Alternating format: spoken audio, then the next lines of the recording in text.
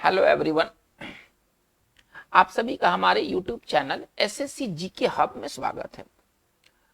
बच्चों, आज के इस वीडियो सेशन में हम लोग बात करेंगे आधुनिक भारत के ऊपर, और विशेष तौर पर आधुनिक भारत में हम लोग बात करेंगे स्वतंत्रता आंदोलन के ऊपर। स्वतंत्रता आंदोलन से रिलेटेड कुछ बहुत इंपॉर्टेंट प्रश्न हम आपके सामने लेकर आए हैं। ये जो प्रश्न है ये पिछले एग्जाम्स में पूछे जा चुके हैं, और एक बार नहीं, ये कई बार पूछे जा चुके हैं। आगे आने वाली परीक्षाओं के लिए ये बहुत ही रामबाण साबित होने वाले हैं, बहुत उपयोगी साबित होने वाले हैं। अतः आप इन सवालों को देखें, पहले स्वयं से पहले आप बनाने की कोशिश करें, और इसके बाद हमारे आंसर से आप अपने आंसर को टैली करें, और इस प्रकार आपका मूल्यांकन बहुत भली भांति हो जाएगा। तो चलिए आज के इस इंपॉर्टेंट वीडियो सेशन की शुरुआत करते हैं। हमारा क्वेश्चन नंबर 1 क्या कहता है?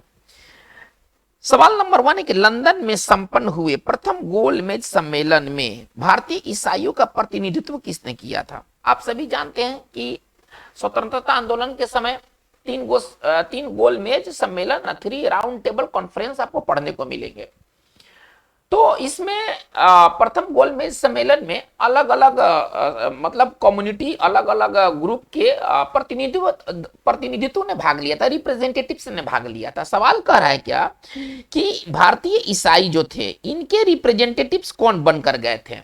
है ना, जो लंदन में जो गोलमेज सम्मेलन हुआ था, जो प्रथम जो गोलमेज सम्मेलन हुआ था वो 1930 में हुआ था। इंपॉर्टेंट ये साल बहुत इंपॉर्टेंट, ये आधुनिक भारत से रिलेटेड ये बहुत इंपॉर्टेंट बात है कि प्रथम जो गोलमेज सम्मेलन हुआ था ये 1930 में हुआ था। चलिए, तो साल, ये सबके साल बहुत इंपॉर्टेंट है।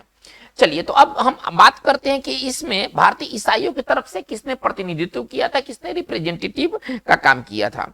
आपके ऑप्शंस हैं राय बहादुर श्रीनिवास, चलिए सर अकबर हैदरी, है ना, चलिए सर ए.पी. है ना पेट्रो, और केटी पॉल। देखिए, एक कॉमन सेंस भी कोई काम करता है। अब जाहिर सी बात है कि भारतीय ईसाई का अगर कोई रिप्रेजेंटेटिव का काम करेगा तो वो ईसाई समुदाय से ही जुड़ा हुआ होना चाहिए। इसका मतलब है कि हमारा ऑप्शन ये नहीं होना चाहिए। देखिए, पहले ऑप्शन को कैंसिल कीजिए, आप हर चीज रट नहीं सकते हैं, है ना, कुछ कॉमन सेंस भी काम करता है। चलिए, ये सर हैदर अकबरी जो हैदरी हैं ये कम से कम भारतीय ईसाई के रिप्रेजेंटेटिव नहीं बन के गए होंगे, ऐसा हम एज्यूम कर रहे हैं। राय बहादुर श्रीनिवास भी नहीं गए होंगे, हिंदू नेम है और बात यहाँ पर भारतीय ईसाइयों का किया जा रहा है। अतः 2 ऑप्शंस आपको बचेंगे, एक बचेंगे पेट्रो, मिस्टर पेट्रो, और एक बचेंगे पॉल। तो इसमें जो राइट आंसर होना चाहिए वो आपका 1 का राइट आंसर जो होगा वो डी होगा। ठीक है ना, हमारा राइट आंसर होगा, है ना, केटी पॉल। ये भारतीय ईसाइयों के प्रतिनिधित्व बन करके प्रथम गोलमेज सम्मेलन में भाग लिए थे जो 1930 में हुआ था, और जगह का नाम था लंदन। ठीक है ना, ये जो तीनों जो गोलमेज सम्मेलन है ये लंदन में हुए हैं। इसका मतलब है हमारा जो 1 का राइट आंसर जो होगा, 1 का राइट आंसर जो होगा हमारा डी होगा। आइए क्वेश्चन नंबर 2 में करें कि अभिनव भारत नामक अंग्रेज विरोधी संगठन की स्थापना किसने की थी? चलिए, अभिनव भारत से कौन जुड़े हुए हैं? सवाल कर रहा है ना, आरजी भंडारकर, वीडी सावरकर, है ना, सीआर दास और सरदार भगत सिंह। अगर आप इन सारे ऑप्शंस पर अगर विश्लेषण करेंगे, अगर आप राष्ट्रीय आंदोलन को भली भांति पढ़े हुए हैं, तो अभिनव भारत का संबंध, है ना, सीआर दास से नहीं था, इनका संबंध स्वराज पार्टी से था। ठीक है ना, इन्होंने स्वराज पार्टी का गठन किया था। सरदार भगत सिंह ने हिंदुस्तान रिपब्लिक एसोसिएशन से ये संबंध रखते थे। तो और इसका जो संस्थापक जो थे, आप ऐसे समझिए, स्थापना जो किए थे वो वीडी सावरकर ने किया था। यह गुप्त एक संस्था था जिसका स्थापना जो वर्ष था वो 1904 था। स्थापना इसका जो वर्ष था 1904 था। चलिए, वीडी सावरकर के बारे में इंपॉर्टेंट बात हम लोग और थोड़ा सा जान लेते हैं। वीडी सावरकर का एक बहुत फेमस किताब है, ठीक है ना, और वो बुक्स और राइटर अक्सर पूछे जाते हैं एग्जाम्स में, बुक्स और राइटर अक्सर पूछे जाते हैं, है ना। तो वीडी सावरकर का एक बहुत फेमस किताब है, किताब का नाम है the Indian war of independence. The Indian war of independence, the Indian war of independence के जो राइटर हैं वो वीडी सावरकर है।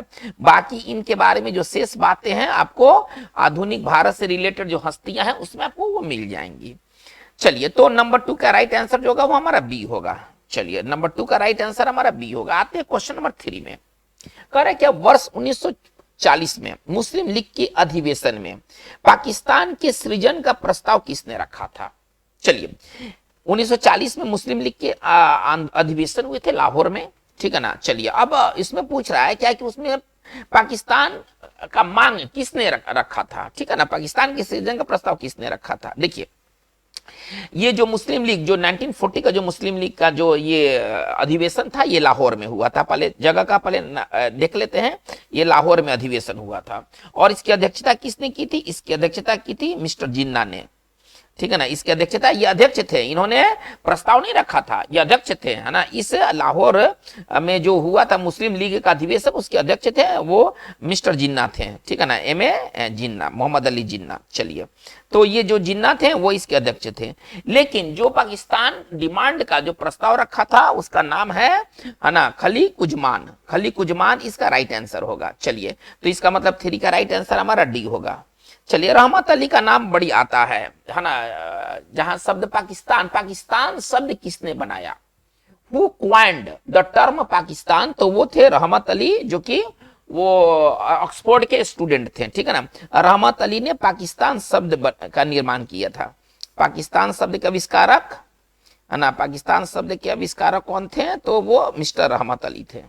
चलिए ये आविष्कारक थे, ठीक है ना। चलिए ये ऑक्सफोर्ड के स्टूडेंट थे।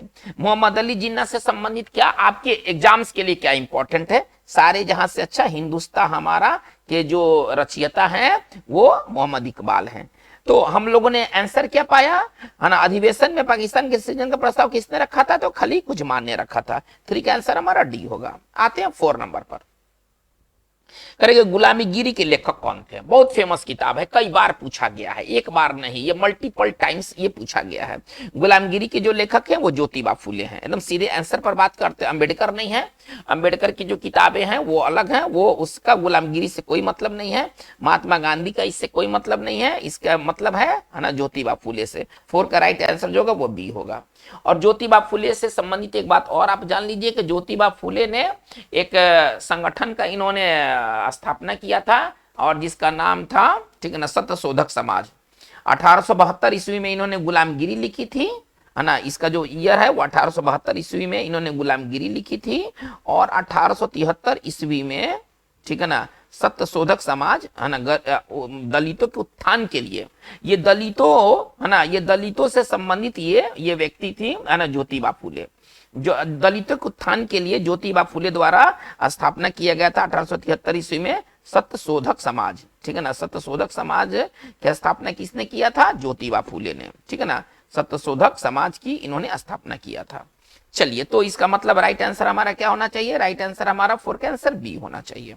आइए नंबर 5 में, हरिपुरा, जहां भारतीय राष्ट्रीय कांग्रेस का वार्षिक अधिवेशन वर्ष 1938 ईस्वी में सुभाष चंद्र बोस की अध्यक्षता में हुआ था। आप लोग पढ़े होंगे, है ना, राष्ट्रीय आंदोलन में आपको पढ़ना होगा कि जो सुभाष चंद्र बोस थे वह हरिपुरा में पहली बार चुने गए थे। इसके बाद वो त्रिपुरी अधिवेशन में भी वो चुने गए थे, लेकिन उन्हें राजनीतिक कारणवश उन्हें इस्तीफा देना पड़ा। तो हरिपुरा, जहां पर भारतीय राष्ट्रीय कांग्रेस का वार्षिक अधिवेशन 1938 ईस्वी में हुआ था, ठीक है ना, सुभाष चंद्र बोस की अध्यक्षता में हुआ था, वो किस राज्य में है, तो वो राज्य है क्या आप राजस्थान कहेंगे, महाराष्ट्र होगा, मध्य प्रदेश होगा या गुजरात होगा। तो इसका जो राइट आंसर होगा वो गुजरात होगा। 5 का राइट आंसर हमारा ए होगा। चलिए आते हैं क्वेश्चन नंबर 6 की ओर। भारत में किस अंग्रेज के कार्यकाल में प्रथम जनगणना हुई। देखिए भारत में जो सबसे पहले जनगणना हुई थी 1872 ईस्वी में। 1872 ईस्वी में पहली, है ना, पहली जनगणना हुई थी, लेकिन ये नियमित नहीं थी, है ना, ये नियमित नहीं थी, ठीक है ना, पहली जनगणना हुई थी। अब हमें ये देखना होगा कि इस 1872 के समय में भारत में, है ना, कौन से मतलब अंग्रेजों का शासन, किस वायसराय का शासन था, हमें ये थोड़ा चेक करना है। लॉर्ड डफरिन नहीं, ये 1885 में ये मिलेंगे आपको। लॉर्ड लिटन ये नहीं, ठीक है ना। चलिए इसका जो राइट आंसर होगा वो मेयो होगा, ठीक है ना। मेयो के समय में पहली बार भारत में जनगणना हुआ था और वो साल है 1872। इसके बाद 10 साल के बाद, मतलब 1881 आप कह लीजिए, पहली नियमित रूप से दूसरी जनगणना हुई, और जो कि नियमित रूप की वो पहली जनगणना थी। तो 1872 ईस्वी में भारत में पहली जनगणना हुई और ये लॉर्ड मेयो के समय में हुई थी। चलिए तो नंबर 6 का राइट आंसर हम लोगों ने क्या पाया, नंबर 6 का राइट आंसर सी होगा। आइए नंबर 7 में, करें कि निम्नलिखित में से सबसे बाद में क्या हुआ। अब हमें ईस्वी भी याद रखना है। भारतीय राष्ट्रीय आंदोलन, या आप ऐसे समझिए कि इतिहास एक अपने आप में ना वो बहुत हद तक वो ईस्वी पर टिका हुआ है, सालों पर टिका हुआ है। अतः जो मेन जो चीज है, सभी सालों को तो याद रखना बहुत मुश्किल भरा चीज है, लेकिन जो मेन चीज है उसको दिमाग में रखना होगा। चलिए, हड़प नीति, बंगाल का विभाजन, अस्थायी बंदोबस्त और सहायक संधि। अब हमें इसमें देखना यह है कि कौन से कार्य पहले हुए थे, ठीक है ना। चलिए, तो हम देखेंगे कि हड़प नीति जो हुआ था वह 1848 ईस्वी में हुआ था। चलिए, बंगाल का विभाजन 1905 में हुआ था। अस्थाई बंदोबस्त की जो जो अस्थाई बंदोबस्त जो कर्नवालिस द्वारा लाया गया था, ये लाया गया था 1793 ईस्वी में लाया गया था। और सहायक संधि जो वेलेस्ली द्वारा लाया गया था, ये 1801 में लाया गया था। चलिए, तो कहने का तात्पर्य है क्या, हमारे पास इतने अब हमें सन मिल गए हैं, इतने साल हमें मिल गए हैं। अगर देखने से क्या लगता है कि बंगाल विभाजन का काम सबसे बाद में हुआ था। हमारा क्वेश्चन यही है ना कि निम्नलिखित में सबसे बाद में क्या हुआ, तो बंगाल विभाजन का काम हुआ जो कि 1905 में हुआ था। बाकी सभी जो 3 घटनाएं हैं 1905 के पहले है। हड़प नीति किसके द्वारा लागू किया गया था, लॉर्ड डलहौजी द्वारा, ठीक है ना। चलिए, इन सब चीजों को भी हम लोग देखते चलते हैं। लॉर्ड डलहौजी द्वारा, ठीक है ना, हड़प नीति लागू किया गया था। चलिए, अस्थाई बंदोबस्त किसके द्वारा लागू किया गया था, तो कर्नवालिस द्वारा लागू किया गया था, ठीक है ना, अस्थाई बंदोबस्त। और सहायक संधि किसके द्वारा स्टार्ट किया गया था, तो लॉर्ड वेलेस्ली द्वारा ये स्टार्ट किया गया था, ठीक है ना। इसका जो स्टार्ट था लॉर्ड वेलेस्ली द्वारा इसको स्टार्ट किया गया था। तो हमारा राइट आंसर हम लोगों ने क्या पाया है ना, वो बंगाल का विभाजन जो कि कर्जन के दौरान है ना, शासन काल के दौरान हुआ था। लॉर्ड कर्जन के शासन काल के दौरान बंगाल का विभाजन हुआ था। इसका मतलब है कि हमारा 6-7 का राइट आंसर क्या होना चाहिए, बी होना चाहिए। आइए नंबर आते हैं 8 में। बाल विवाह प्रथा को नियंत्रित करने हेतु 1872 के सिविल मैरिज एक्ट ने लड़कियों के विवाह की न्यूनतम उम्र निर्धारित की। लड़कियों की उम्र कितना हो गया, ठीक है ना। अगर आप लड़कियों की उम्र के बारे में बात करेंगे कि लड़की का उम्र ये जो 1872 के सिविल मैरिज एक्ट के अनुसार कितना हुआ, तो 14 वर्ष। ऑप्शन देखते हैं, 16 वर्ष, 18 वर्ष, इनमें से कोई नहीं। इसका राइट आंसर 14 वर्ष होगा, है ना। 8 का राइट आंसर ए होगा। आइए क्वेश्चन नंबर 9 की तरफ आते हैं। मैकडोनाल्ड के सांप्रदायिक पंचांग, है ना, कॉमनल अवार्ड्स, है ना, इसका जो अंग्रेजी कॉमनल अवार्ड्स ने किसी पृथक चुनाव क्षेत्र एवं आरक्षित सीटें आवंटित नहीं की थी। चलिए, मैकडोनाल्ड जो उस समय ब्रिटेन के प्रधानमंत्री थे, तो मैकडोनाल्ड ने कम्युनल अवार्ड निकाला जिसमें कि अल्पसंख्यक को एक मतलब कि विशेष आरक्षण दिया गया, उनके लिए आरक्षित सीटें आवंटित की गई। तो उनमें से कौन से अल्पसंख्यक नहीं थे, थोड़ा सा चेक कर लेते। मुसलमानों को दिया गया था, ये समझना होगा। सिखों को भी दिया गया था, है ना। हरिजनों को भी दिया गया था, जिसको आप अनुसूचित जाति कहते हैं। जिसको नहीं मिला था वो बौद्ध थे, ठीक है ना। बौद्धों को अलग से कोई आरक्षित सीटें आवंटित नहीं की गई थी, या उनके लिए कोई पृथक चुनाव क्षेत्र घोषित नहीं हुआ था। यानी कि हमारा 9 का राइट आंसर डी होगा। चलिए आते हैं क्वेश्चन नंबर 10 की ओर। निम्नलिखित में से किसने सर्वप्रथम सेंसरशिप लागू किया था। भारत में प्रेस पर सबसे पहले सेंसरशिप माना जाता है वेलेस्ली द्वारा, है ना। वेलेस्ली द्वारा लाया गया ये सबसे पहला सेंसरशिप था, है ना। इसके बाद भी लिटन वगैरह, है ना, लिटन ने भी इसके बाद सेंसरशिप लाया था। लेकिन लॉर्ड वेलेस्ली द्वारा लाया गया जो सेंसरशिप था, ये भारत में सबसे पहला सेंसरशिप माना जाता है, ठीक है ना। चलिए, लॉर्ड वेलेस्ली के बारे में एक इंपॉर्टेंट बात आप जान ले कि लॉर्ड वेलेस्ली अपने आप को क्या कहता था, बंगाल का शेर, है ना, टाइगर ऑफ बंगाल कहता था। ये खुद को क्या कहता था, बंगाल का शेर कहता था। चलिए, ये आपके एग्जाम्स के लिए इंपॉर्टेंट है कि कौन से वायसराय अपने आप को बंगाल का शेर कहते थे, तो वो था लॉर्ड वेलेस्ली था, ठीक है ना। चलिए हम लोग बात को आगे लेके चलते हैं। तो इसका मतलब है कि राइट आंसर हमारा 10 का राइट आंसर ए होगा।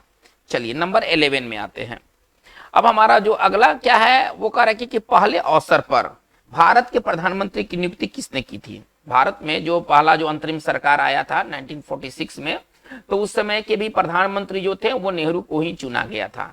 तो नेहरू को शपथ किसने दिलाया था, वह ना वो पहला अवसर था, वो पहला अवसर था, अंतरिम सरकार वाला पहला अवसर था, ठीक है ना। उस समय भारत के प्रधानमंत्री की नियुक्ति किसने की थी, तो वायसराय ने की थी। हमारा आंसर जो होगा वो 11 का आंसर जो होगा वो डी होगा। आइए क्वेश्चन नंबर 12 में कहते हैं क्या है, निम्नलिखित में से किसने ऐतिहासिक सन 1932 के पूना समझौते पर हस्ताक्षर नहीं किए थे। नहीं किए थे। पूना समझौता पर हस्ताक्षर किसने नहीं किया था? चलिए, अंबेडकर तो थे। अंबेडकर और गांधी के बीच ये पूना समझौता हुआ था, ठीक है ना। ये जो पूना जो समझौता हुआ था, पूना एग्रीमेंट हुआ था, ये गांधी और अंबेडकर के बीच हुआ था। ये बहुत इंपॉर्टेंट बात है, ठीक है ना। और इससे सवाल आपको अक्सर आना ही आना है, इसमें कोई ना का कोई बात ही नहीं है। तो जाहिर सी बात है कि अंबेडकर होंगे, एक तो ठीक है। अच्छा, इसके बाद मदन मोहन मालवीय गांधी जी के तरफ से, है ना, हस्ताक्षर किए थे। तो इसमें मदन मोहन मालवीय का ना बहुत बड़ा रोल था। इस पूना समझौते में ना मदन मोहन मालवीय का बहुत बड़ा रोल था। चलिए, महात्मा गांधी के साथ तो वो बात ही हुआ था, तो इनका भी हस्ताक्षर हुआ ही होगा।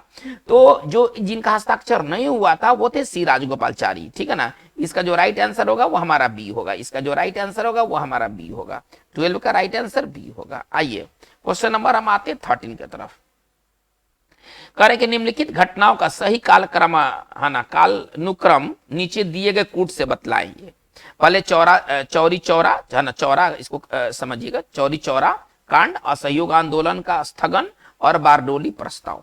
अगर आप आधुनिक भारत और खासतौर पर अगर आप राष्ट्रीय आंदोलन को पढ़े हैं तो ये बहुत ही सिंपल घटना है और इसको आप आसानी से टैकल कर सकते हैं। देखिए, 5 फरवरी, आप ऐसा समझिए, पहले साल देख लेते हैं। 5 फरवरी, ठीक है ना, 1922 ईस्वी को, है ना, चौरी चौरा कांड होता है, जिसमें चौरा चौरी कांड जो है उत्तर प्रदेश के गोरखपुर जिले में चौरा चौरी एक जगह है जहां पर कुछ लोगों ने थाना को जला दिया था, जिसमें कई थानेदार और पुलिसकर्मी मारे गए थे। इसके बाद क्या हुआ, गांधी जी ने इससे क्षुब्ध होकर के, इस घटना से क्षुब्ध होकर के असहयोग आंदोलन को स्थगित कर दिया। तो असहयोग आंदोलन का स्थगन जो हुआ वो कितना हुआ होगा, जाहिर सी बात है कि वो 5 फरवरी 1922 के बाद ही हुआ होगा। तो ये घटना थी 11 फरवरी 1922 को। यानी कि पहले हमारा नंबर 1 होगा, नंबर 2 होगा, नंबर 1 और नंबर 2 और कहीं नहीं है हमारा बारडोली प्रस्ताव। हम ये जाने चाहे नहीं जाने, कम से कम आप इतना से आप सही कालक्रम अनुसार दे सकते हैं। सबसे पहले घटना घटा चौरी चौरा का, इसके बाद घटना घटा असहयोग आंदोलन के स्थगन का, और इसके बाद आया बारडोली प्रस्ताव। 1 2 3 इसका राइट आंसर होगा। 13 का राइट आंसर ए होगा। आइए क्वेश्चन नंबर 14 में करेंगे, किसने भारतीय राष्ट्रीय कांग्रेस पर प्रार्थना, याचना तथा विरोध की राजनीति करने का आरोप लगाया, है ना। और ये कोई गरम दल वाले ही ऐसे व्यक्ति कर सकते। वो कांग्रेस पर हमेशा अटैक करते थे, क्या कह करके कि ये लोग प्रार्थना करते हैं, याचना करते हैं, विरोध की राजनीति करते हैं, ये लड़ते नहीं हैं, कहने का तात्पर्य है। तो ये बात कोई गरम दल वाला ही कहेगा, एक कॉमन कॉन्सेप्ट है। चलिए, हालांकि इसमें सभी के सभी गरम दल वाले हैं, लेकिन ये बात किसने कहा था, तो बाल गंगाधर तिलक ने कहा था, ठीक है ना। 14 का राइट आंसर हमारा बी होगा। चलिए आते हैं क्वेश्चन नंबर 15 की तरफ। करेंगे 30 मई 1919 ईस्वी को नाइटहुड मतलब सर, है ना, दूसरे भाषा में कहें सर की उपाधि वापस किसने कर दी थी? तो ये थे रविन्द्रनाथ टैगोर, है ना। जालियांवाला बाग हत्याकांड के विरोध में, है ना, रविन्द्रनाथ टैगोर ने नाइटहुड या उसको कहिए सर की उपाधि वापस कर दी थी। हमारा 15 का राइट आंसर जो होगा वो डी होगा, ठीक है। महात्मा गांधी ने नाइटहुड की उपाधि नहीं, ये इन्होंने क्या लौटाया था, जालियांवाला बाग हत्याकांड के विरोध में इन्होंने क्या लौटाया था, तो इन्होंने उपाधि लौटाया था कैसर ए हिंद, है ना। इन्होंने उपाधि लौटाया था कैसर हिंद का उपाधि लौटाया था, जबकि रविन्द्रनाथ जो टैगोर थे ये नाइटहुड अथवा इन्होंने सर का उपाधि, है ना, ठुकरा दिया था।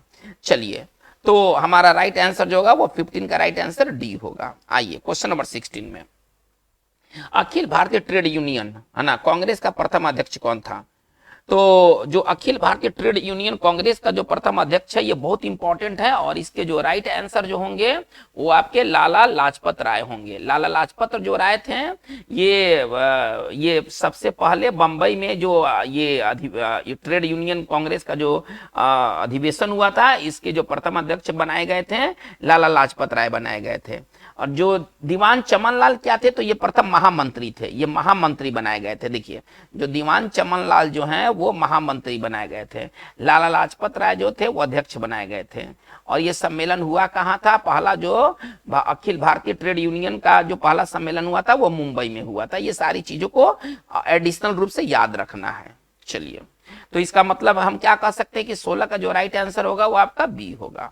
आइए नंबर 17 में आते हैं। कर है क्या, गांधी जी के नाम के पहले महात्मा जोड़ा गया था किसके द्वारा? नंबर 17 सवाल को एक बार फिर से देखा जाए। गांधी जी के नाम के पहले महात्मा जोड़ा गया था, चलिए चंपारण सत्याग्रह के दौरान, रॉलेट एक्ट के विरुद्ध सत्याग्रह के दौरान, 1919 के भारतीय राष्ट्रीय कांग्रेस के अमृतसर अधिवेशन में, या खिलाफत आंदोलन के प्रारंभ के समय में। चलिए बहुत इंपॉर्टेंट ये बात है, और इसका जो राइट आंसर मिलेगा है ना, वो मिलेगा चंपारण आंदोलन के दौरान। चंपारण आंदोलन के दौरान रविन्द्रनाथ टैगोर ने महात्मा गांधी की, है ना, महात्मा गांधी, जो गांधी जी हम लोग देख रहे हैं उसमें महात्मा शब्द उन्होंने जोड़ा था, और ये जोड़ने का काम किया था रविन्द्रनाथ टैगोर ने। यानी कि अगर हम कहें कि महात्मा गांधी में महात्मा का जो उपाधि किसने दिया था गांधी जी को, तो वो दिए थे रविन्द्रनाथ टैगोर ने। चलिए, तो रविन्द्रनाथ टैगोर द्वारा ये दिया गया ये उपाधि था महात्मा का। चलिए हम लोग बात को आगे लेके चलते क्वेश्चन नंबर 18 में। अब हम लोग क्वेश्चन नंबर 18 में आते हैं, देखते हैं कि हमारा क्वेश्चन नंबर 18 क्या बन रहा है। चलिए, निम्न में से कौन सा एक सही सुमेलित है? सही हमें सुमेलित खोजना है। महात्मा गांधी मुख्य नायक, B G Tilak Young India, Annie Besant Commonwealth, और बी आर अम्बेडकर केसरी। देखिए इसमें जो हमारा जो सही आंसर होगा वो क्या होगा, पहले थोड़ा सा और भी ऑप्शंस को पहले देखते हैं। महात्मा गांधी का मुख्य नायक नहीं था, पहले ये समझ लें, ये महात्मा गांधी का मुख्य नायक नहीं था, मुख्य नायक था अंबेडकर साहब का। चलिए, बीजी बाल गंगाधर तिलक का केसरी था, ठीक है ना, महात्मा गांधी का यंग इंडिया था। तो सही हमारा आंसर क्या बना, एनी बेसेंट बना, एनी बेसेंट का कॉमनवेल्थ था, ठीक है ना। चलिए हमारा 18 का राइट आंसर जो होगा वो सी होगा। चलिए अब हम बात को आगे लेके चलते हैं 19 की तरफ। करके भारतीय राष्ट्रीय आंदोलन का सर्वप्रथम मुस्लिम अध्यक्ष निम्नलिखित में से कौन से थे? कौन से पहले मुस्लिम अध्यक्ष थे? तो ये जो मुस्लिम अध्यक्ष बनाने का काम किया गया था बदरुद्दीन तैयब जी को, ठीक है ना। बदरुद्दीन जो तैयब जी थे वो प्रथम मुस्लिम अध्यक्ष थे। हमारा राइट आंसर जो होगा वो 19 का राइट आंसर ए होगा। चलिए, अबुल कलाम आजाद 2 बार बने थे, है ना, ये दो बार कांग्रेस के अध्यक्ष बने थे। ये एकमात्र मुस्लिम है जो कि 2 बार कांग्रेस के अध्यक्ष बने थे।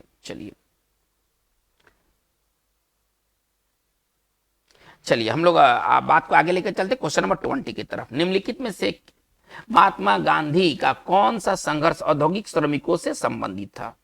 चलिए देखिए, चंपारण जो सत्याग्रह था ये कृषि से संबंधित था, ठीक है ना। चलिए, नील की खेती करवाने पर लोग विवश करते थे।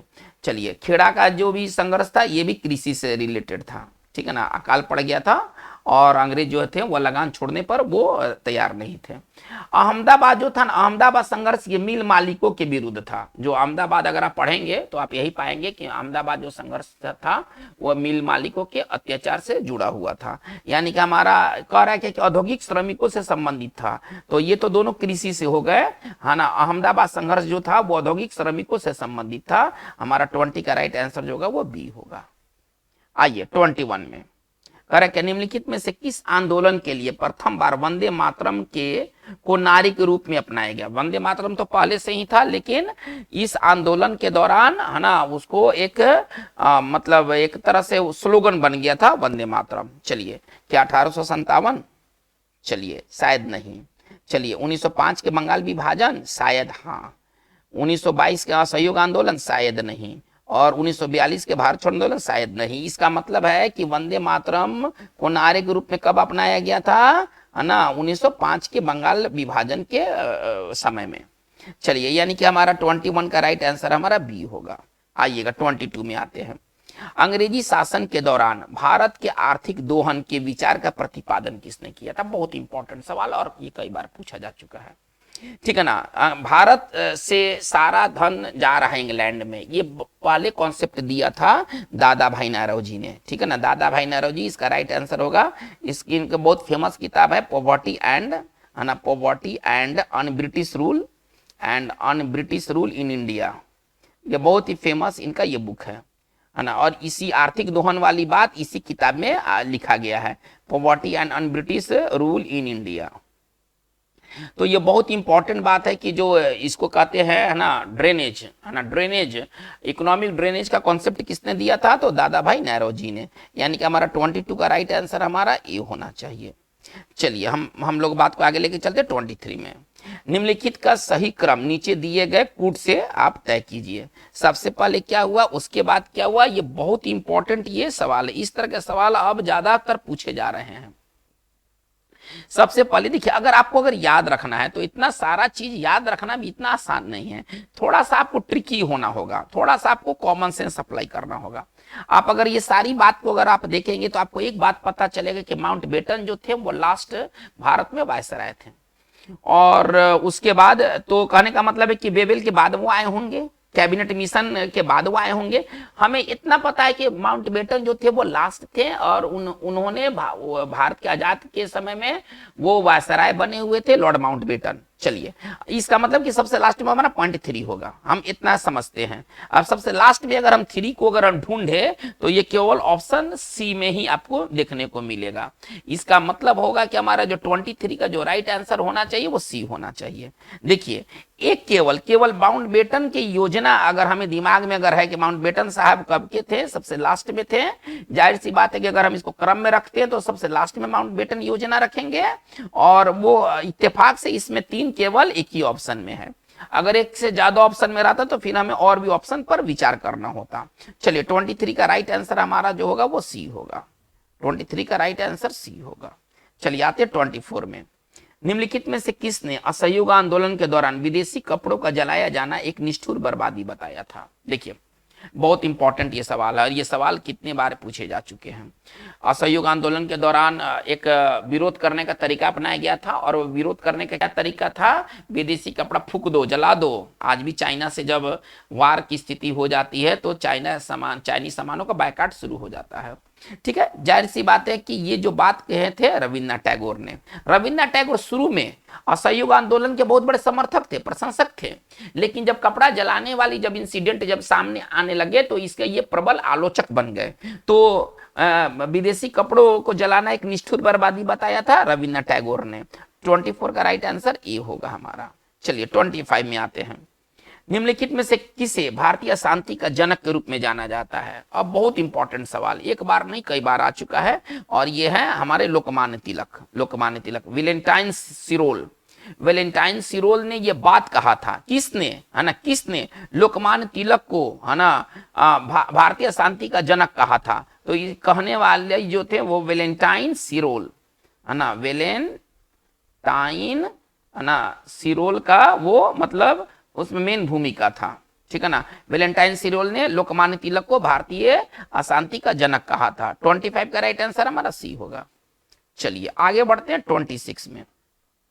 जालियांवाला बाग हत्याकांड के लिए उत्तरदायी जनरल डायर को किसने मार दिया था? पृथ्वी सिंह आजाद, सोहन सिंह जोश, उधम सिंह और सरदार किशन सिंह। ये मारने का काम है ना उधम सिंह ने किया था। ठीक है ना, उधम सिंह ने ये जनरल डायर को है ना गोली मार दिया था लंदन जाकर के। देखिए, ये कितने दिलेर वाले ये इन्होंने काम किया था। ये मतलब बिना मारे तो उसको चैन इनको मिला ही नहीं। ठीक है ना, और उधम सिंह ने लंदन में जाकर के जनरल डायर को गोली मार दिया था। तो 26 का राइट आंसर हमारा सी होगा। चलिए, 27 में आते हैं। निम्नलिखित में से किस एक्ट के द्वारा भारत के गवर्नर जनरल को अध्यादेश जारी करने का शक्ति मिल गया था? ये बहुत इंपॉर्टेंट प्रश्न है। ये 27 जो प्रश्न है बहुत इंपॉर्टेंट प्रश्न है कि किस निम्नलिखित में से किस एक्ट के द्वारा भारत के गवर्नर जनरल को अध्यादेश जारी करने का शक्ति मिला था? इसका राइट आंसर होना चाहिए इंडियन काउंसिल एक्ट 1861। ठीक है ना। चलिए, 27 का राइट आंसर हमारा बी होगा। आइएगा 28 में। हंटर कमीशन की रिपोर्ट में विशेष जोर दिया गया था किन चीजों पर? तो प्राथमिक शिक्षा पर। ठीक है ना, ये 28 का आंसर हमारा सी होगा। हंटर कमीशन का बालिकाओं की शिक्षा से कोई मतलब नहीं था, उच्च शिक्षा से तो कोई था ही मतलब नहीं, है ना। वुड डिस्पैच के बाद, वुड डिस्पैच है ना सबसे पहले आया था। शिक्षा से संबंधित जो आयोग का गठन किया गया था वुड डिस्पैच आयोग था। जो दूसरा था वो आपका हंटर कमीशन था, और इसका जो मेन फोकस था वो प्राथमिक शिक्षा से रिलेटेड था। चलिए, 28 का आंसर सी होगा। आइएगा 29 में। गदर आंदोलन की स्थापना किसने की थी? बहुत इंपॉर्टेंट बात है। गदर आंदोलन की स्थापना कह रहा है क्या कि गदर आंदोलन की स्थापना किसने की थी? ये सवाल कई बार, एक बार नहीं, ये सवाल कई बार पूछा जा चुका है। और इसकी स्थापना जो की थी वो लाला हरदयाल ने किया था। ठीक है ना, लाला हरदयाल ने किया था गदर आंदोलन का शुरुआत, और ये अमेरिका के सैन फ्रांसिस्को में हुआ था। ये अमेरिका के सैन फ्रांसिस्को में हुआ था। ये बहुत इंपॉर्टेंट है, फ्रांसिस्को में ये हुआ था गदर आंदोलन, ठीक है ना। सैन फ्रांसिस्को में इसकी स्टार्टिंग हुई थी, फ्रांसिस्को में ये स्टार्ट हुआ था लाला हरदयाल द्वारा, ठीक है ना। चलिए, तो 29 का राइट आंसर हमारा जो होगा वो हमारा सी होने वाला है। चलिए हम बात को लेके चलते हैं 30 नंबर के सवाल। कह रहा है क्या, पाक्षिक मराठी पाक्षिक बहिष्कृत भारत किसने आरंभ किया था? तो ये बहिष्कृत जो भारत के स्टार्ट करने वाले जो हैं, है ना, वो थे आपके बी.आर. अम्बेडकर। नंबर हमारा 30 का राइट आंसर बी होगा।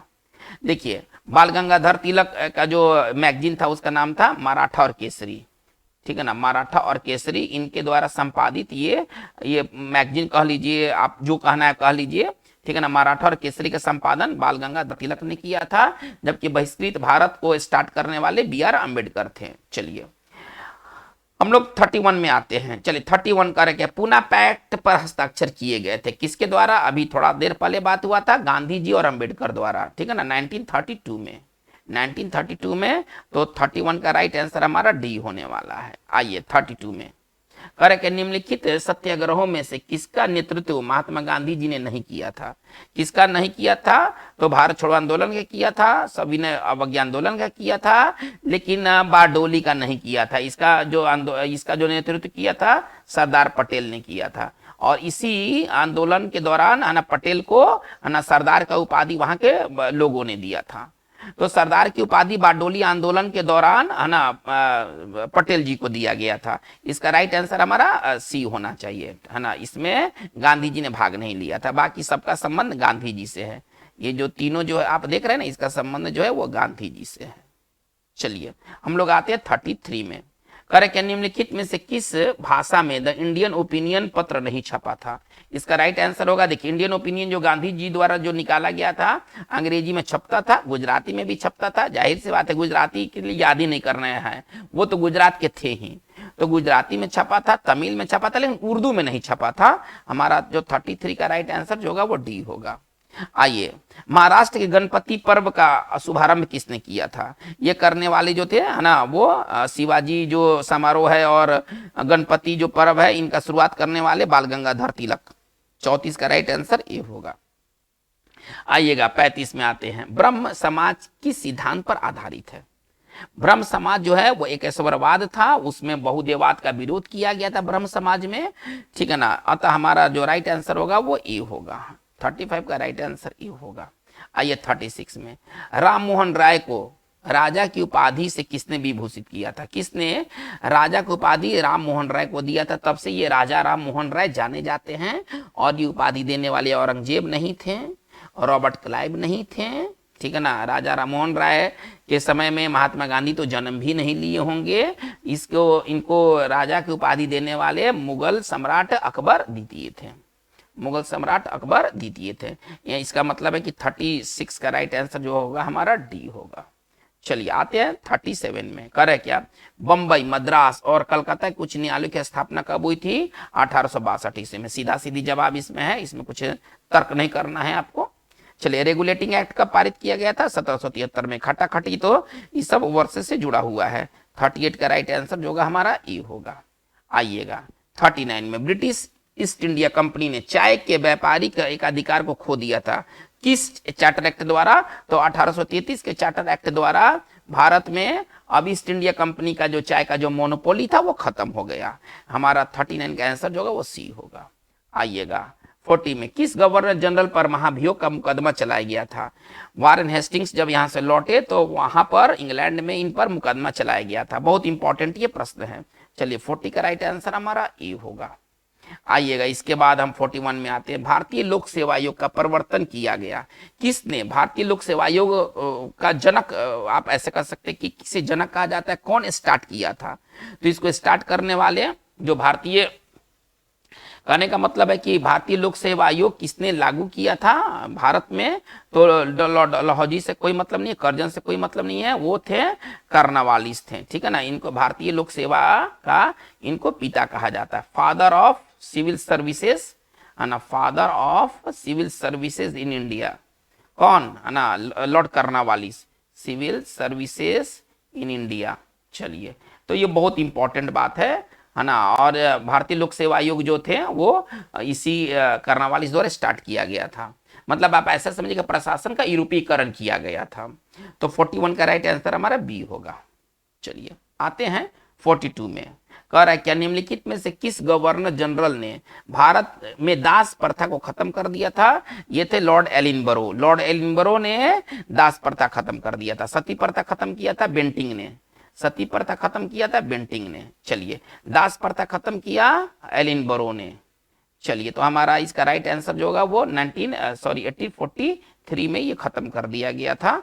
हमारा राइट आंसर जो होगा वो आपका बी होगा। चलिए आते हैं इसके बाद हम लोग 43 में। हंटर आयोग की नियुक्ति की गई थी किस घटना के उपरांत? तो अगर आप पढ़ेंगे तो आप यही पाएंगे कि जालियांवाला बाग हत्याकांड के बाद हंटर जांच के लिए अंग्रेजों की तरफ से हंटर आयोग की गठन किया गया था। यानी कि 43 का राइट आंसर हमारा बी होना चाहिए। चलिए आते हैं 44 में।